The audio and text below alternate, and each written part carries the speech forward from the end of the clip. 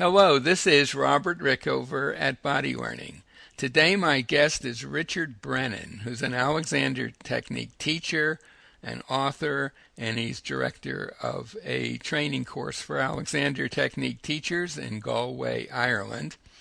He's also a moving force in a school chairs campaign, which is what we're going to be talking about, in particular trying to avoid some unpleasant trends in the design of school chairs and the harmful effects they might have on students.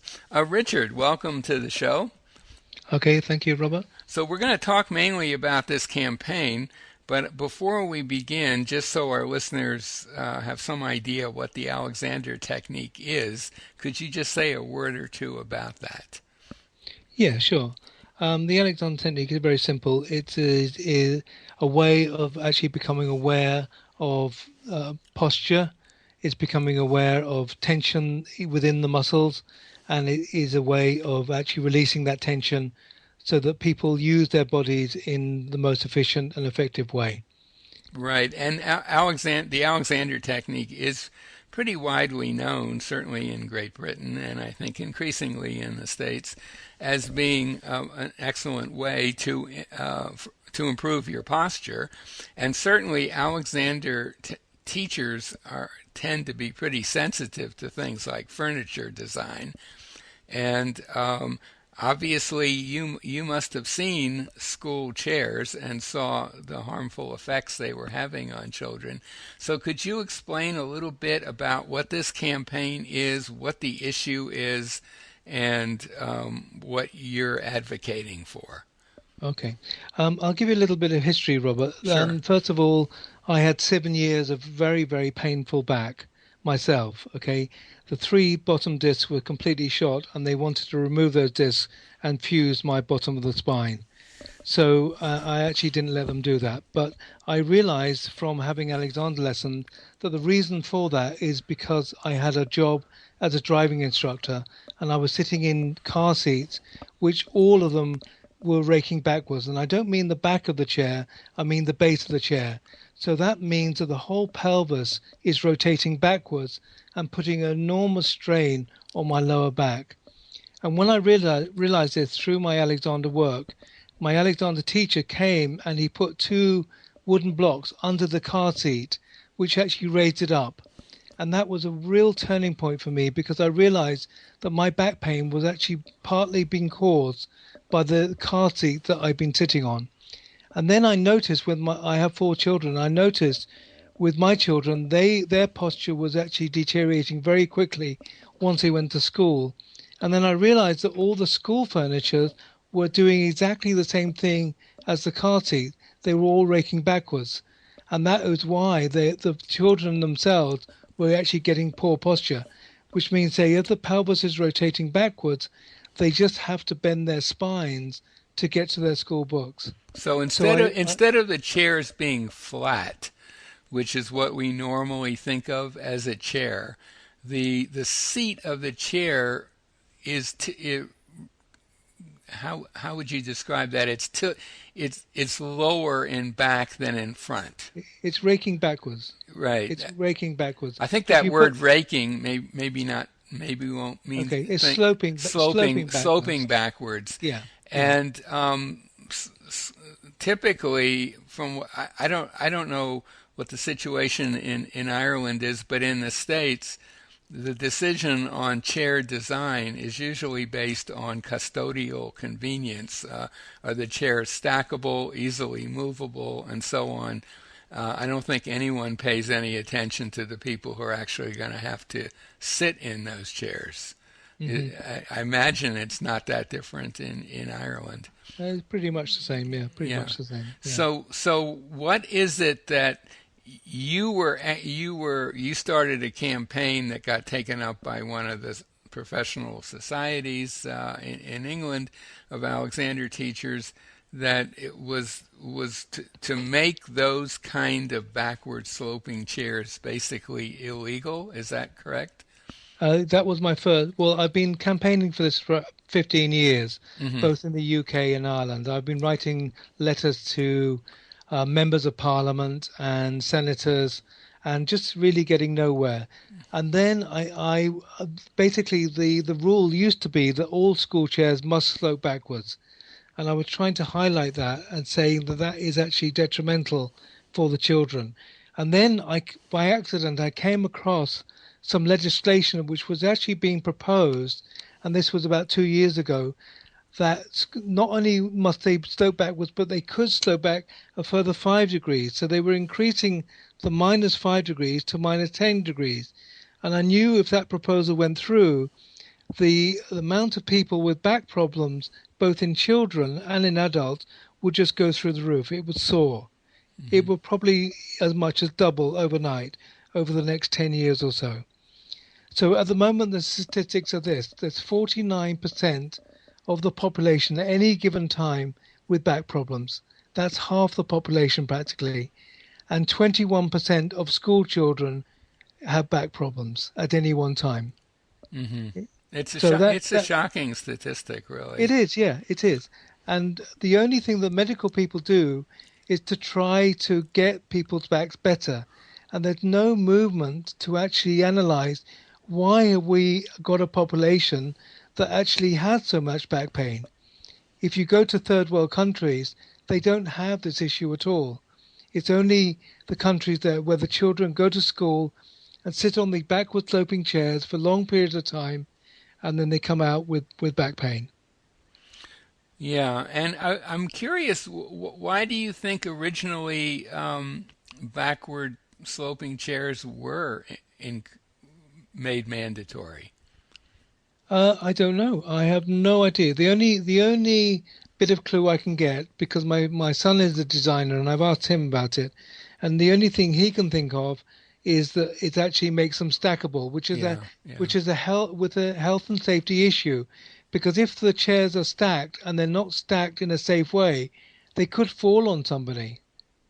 Right, right. So basically, it's the economics of getting inexpensive school furniture, easy to stack in a safe way.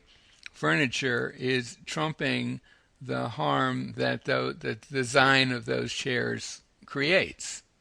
Yeah, It's a to me it seems like not the greatest trade off in the world. I see that here. My own kids went through the school system here, and I was astonished at just how bad chairs were, and not just in the classroom, but even in the cafeteria, where you would have these large tables and the seats were bolted to the chair, so there was no possibility of moving or adjusting your distance from the table.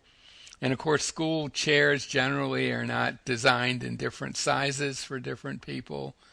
So there's a host of issues. It would seem to me that the backward sloping one ought to be the easiest to fix. yeah. I mean, there's no reason why you can't have a mold which is actually flat.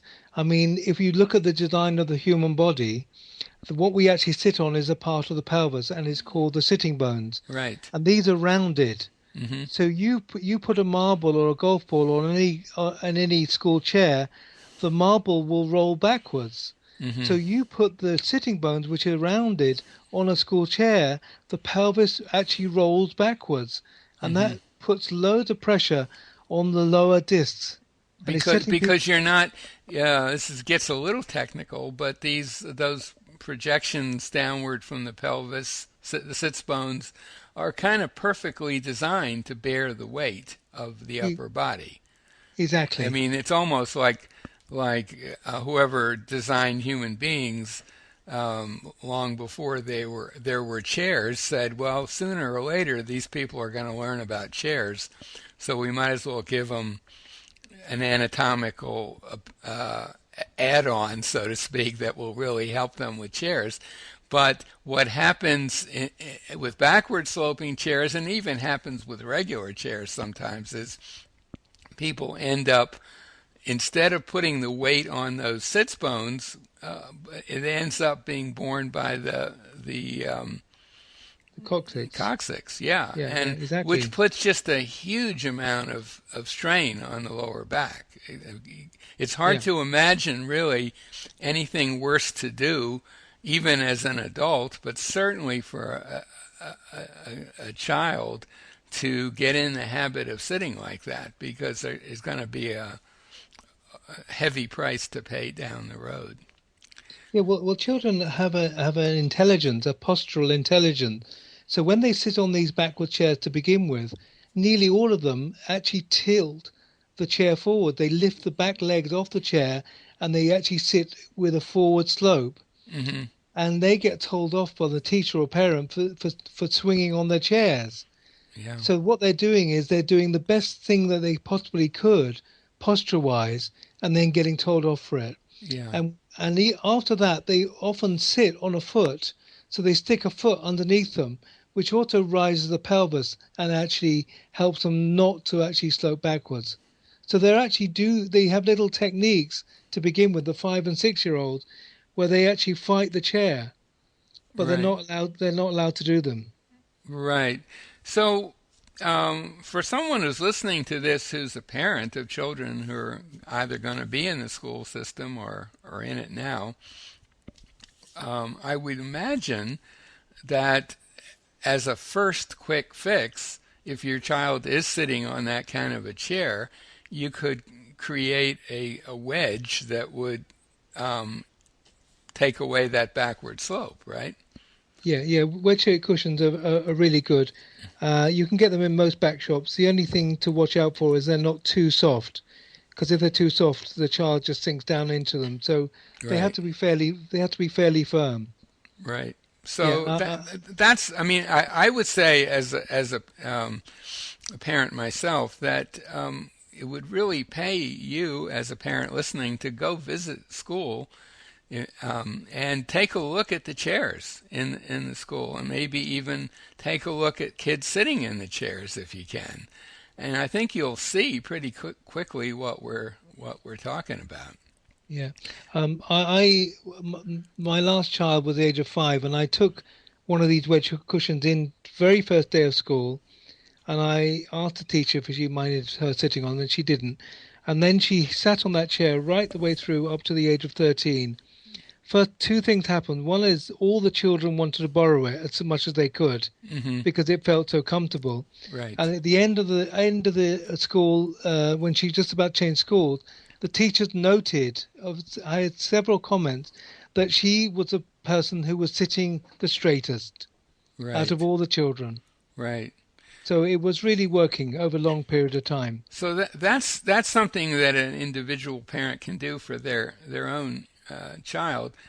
Um, Now you said your experience in trying to change the system wasn't all that successful, and I could imagine a parent trying to convince a local school board to purchase different chairs and running into some obstacles with that. Do you have any suggestions for parents who are concerned about this? Well, the more people create a fuss, the Mm. better, because it's almost to get to a point where so many people are talking about it and saying anything that somebody somewhere had to listen. It's very easy to ignore a lone voice, but it's very much harder to ignore, letters to members of parliament or senators, or even letters to headmasters or headmistresses. So, if people are concerned, I would, you know, ask them to write just even a short letter, just saying, I'm very concerned about, the school chairs that you're actually using, because there is a little bit of a choice. Hmm. So Right. if I had one headmaster, this was my third child, and I took the wedge shaped cushion, and he said, why do you want him to use it? So I explained, and he was so bowled over, he ordered a wedge shaped cushion for every single child in the school. Hmm.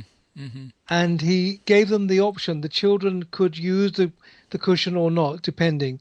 There was only one child out of 150 who didn't like the wedge. Everybody else actually really liked it. And he remarked that their posture had improved after 6 months of using it. So it's a pretty small investment to make for the future health of your child. It is, yeah, It's absolutely. it's and if you are thinking of contacting the school board or about this, I think a useful talking point can be, at least in the States, there is a government agency, OSHA, Occupation Health, I forget what it means, but basically standards for work environments. And school chairs, school furniture, in most situations would not be legal under OSHA regulations. It seems like it's okay for kids because, well, who knows? They don't really matter, or they're adaptable. But adults, if a company forced their adult workers to sit in those kind of chairs, we would end up running afoul of the regulations. Yeah, It's that's right. it's it's an interesting thing to contemplate, and I don't really understand why always people are so blind to that. I do think that because children are pretty adaptable, that the harmful results of those kind of chairs don't show up immediately. I mean, Well, kids are resilient. yeah, Yeah. it's more writing that they do. When they, it's all very well sitting in the chair, but when they have to bend forward, they're bending their back. So it's not until they have to do lots of homework Hmm. and take exams that the real effects really show. I mean, I went into Middlesex University in London, and I was asked to give a talk on the Alexander technique to 300 chair designers. Hmm. So the first thing I asked them is I said, what is the most important thing to consider when you're designing a new chair? And nearly all of them said the same thing. They said color. Hmm. And I was totally taken aback because I thought it was going to be something much more technical than color. And I said, why color? And they said, oh, it's obvious. If you design a really good chair, but you design it in lime green, nobody will buy the chair. So then I realized that most chair designers are looking at what the chair looks like, not actually what it feels like or what good it does to the person. So you're actually talking all the time. The chair designers, if there's anyone listening in who designs chairs, actually think about the way that the human body is designed and then incorporate this chair design, which enhances that rather than goes against that design. Hmm. Yeah. Is there anything else you want to say about this whole issue, Richard? No, there's a couple of. I would recommend Gallant Kranz's book, The Chair. Hmm. She talks a lot about this issue, and on And this, I should just say, she's a professor. I think she's retired now, but was a professor of architecture at the University of California, Berkeley. And she wrote a book. The main title is The Chair. It has a longer subtitle, and it's been out for quite a few years. I would highly recommend reading that book also.